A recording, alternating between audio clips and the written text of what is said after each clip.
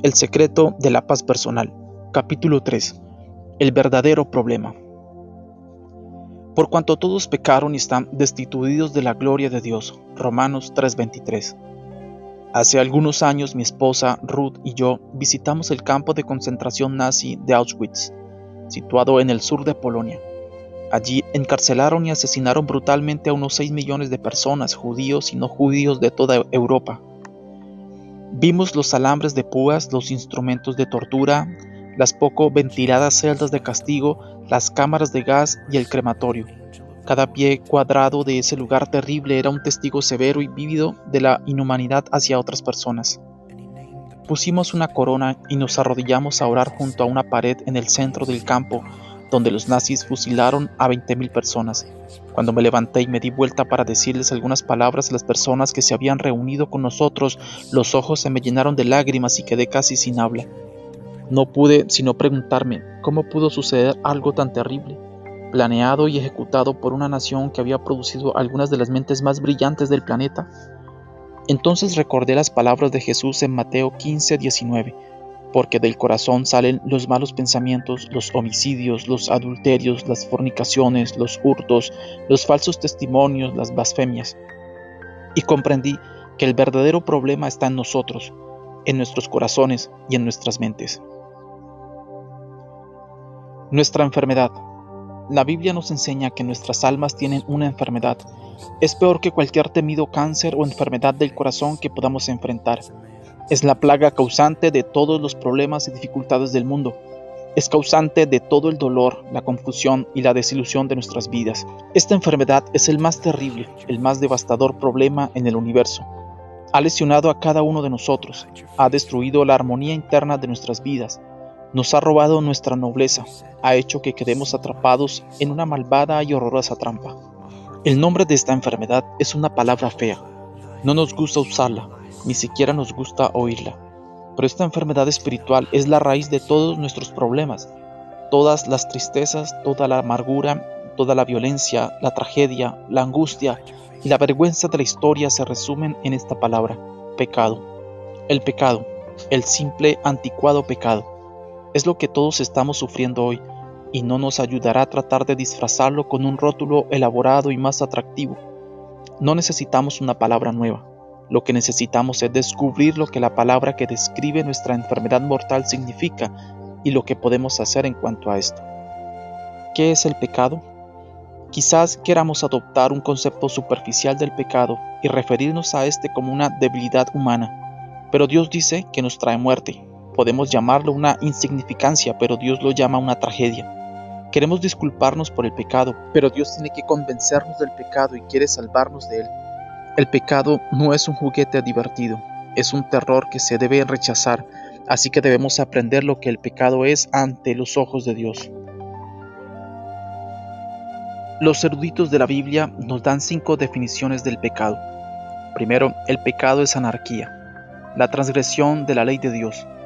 La Biblia dice: todo aquel que comete pecado infringe también la ley, pues el pecado es infracción de la ley. Primera de Juan 3:4. Es porque hemos quebrantado la ley y los mandamientos de Dios que somos culpables de pecado.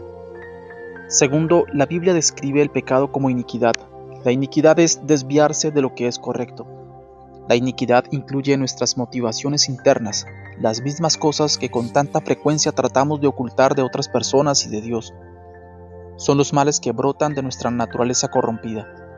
La Biblia describe esta iniquidad interna cuando dice: cada uno es tentado cuando de su propia concupiscencia es atraído y seducido. Entonces la concupiscencia, después que ha concebido, da a luz el pecado, y el pecado, siendo consumado, da a luz la muerte. Santiago 1:14-15.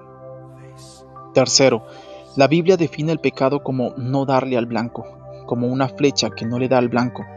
El pecado es no alcanzar la meta que se ha establecido. La meta de Dios es Cristo. El propósito de toda la vida es vivir conforme a la vida de Jesús. Cuando fallamos en seguir su ejemplo, no le damos al blanco y nos quedamos cortos ante la norma divina. La Biblia dice: todos pecaron y están destituidos de la gloria de Dios. Romanos 3:23. Cuarto, el pecado es intrusión. Es ponerse a uno mismo en el lugar de Dios, o traspasar ilegalmente el territorio divino. El pecado es centrar sus afectos en usted mismo en vez de extender los brazos del corazón para abrazar a Dios. El orgullo y el egoísmo son manifestaciones del pecado, al igual que lo son el robo y el asesinato. Jesús dijo: si alguno quiere venir en pos de mí, niéguese a sí mismo y tome su cruz y sígame. Porque ¿qué aprovechará al hombre si ganare todo el mundo y perdiere su alma? Marcos 8, 34 y 36. Quinto, el pecado es incredulidad. La incredulidad es pecado, porque es un insulto a la verdad de Dios. La Biblia dice: el que cree en el Hijo de Dios tiene el testimonio en sí mismo. El que no cree a Dios le ha hecho mentiroso, porque no ha creído en el testimonio que Dios ha dado acerca de su Hijo. Primera de Juan 5:10. La incredulidad cierra la puerta al cielo y la abre al infierno. La incredulidad rechaza la palabra de Dios y niega a Cristo como Salvador. La incredulidad hace que las personas rechacen del Evangelio y nieguen los milagros de Cristo. Por lo tanto, la incredulidad es pecado. La penalidad del pecado. Nuestros pecados pueden ser muy obvios o pueden ser muy sutiles y ocultos. Quizás nos preocupan cosas que, aunque en sí no son malas, nos han abrazado con sus tentáculos y están eliminando nuestra hambre espiritual. Puede ser que estamos ocupados con nuestras carreras o familias o con cualquiera de cientos de otras cosas que pueden mitigar nuestro apetito por Dios y su justicia. Sin importar qué clase de pecados tenemos en la vida, todo pecado se paga con la muerte. Tristemente, ninguno de nosotros puede evitarlo ni arrancarse del corazón la corrupción del pecado, y porque el puro y santo Dios del cielo no puede coexistir con el pecador, estamos en un estado de guerra con él. En guerra con Dios. La guerra más grande que se está librando en el mundo hoy en día no es entre naciones y países, es entre Dios y nosotros. Esta es la causa principal de nuestra enfermedad espiritual. Quizás ni nos demos cuenta de que estamos en guerra con Dios, pero si no reconocemos a Jesucristo como Salvador y si no nos hemos rendido a Jesús como Señor, Dios considera que estamos en guerra con Él. Y la tragedia mayor sería que yo no le dijera que si usted no se arrepiente de sus pecados y recibe a Jesús como su Salvador, se va a perder. Pero eso no es lo que Dios quiere. Dios no quiere estar en guerra con nosotros. Es más, la Biblia dice: de tal manera amó Dios al mundo que ha dado su Hijo unigénito para que todo aquel que en Él cree no se pierda, mas tenga vida eterna. Juan 3:16. Dios quiere salvarnos y ha provisto la manera. Se requiere un cese al fuego. El secreto de encontrar paz con Dios es dejar de pelear con Él. Dios ha estado tratando de alcanzarnos durante años con el mensaje de que quiere darnos paz. Por medio de Cristo dijo: mi paz os doy. Juan 14:27. Pero Dios no nos puede dar su paz si estamos marchando bajo la bandera roja de la rebelión.